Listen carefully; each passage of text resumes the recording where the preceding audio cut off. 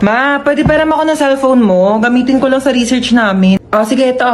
Thank you, ma. Ma, parang din ako cellphone mo. Mag-games lang ako. Nahiram ko na. Ay, hindi.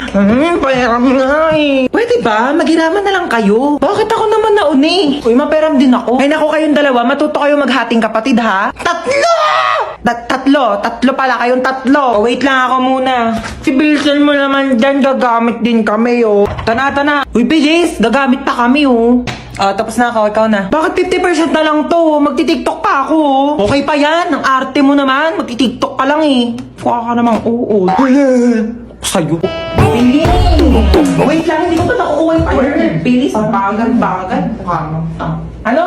Sabi ko mo ano na ako maglalaro na ito, lobat naman eh. Bakit umiiyak si Bunso? Binigay niya sa akin yung cellphone, lobat na. Huwag ka nang umiyak. Matagal pa maglo-lobat to dahil may 5,000 mAh massive battery na bongga sa pag-games mo tong Itel Vision 3. Di hinaan ko na lang din yung brightness para di malobat. Hindi na kailangan. Matagal maglobat to kahit itodo mo pa yung brightness, no? Tsaka, mas mabilis mag-charge to kumpara sa ibang phones. Alam mo ba, within 2 hours, full charge na siya at malalaro mo pa siya ng halos 6 hours. O di pa pasabog na? Maakin na lang yung cellphone na yan. Tumigil ka dyan, akin to. Maglaro ka na.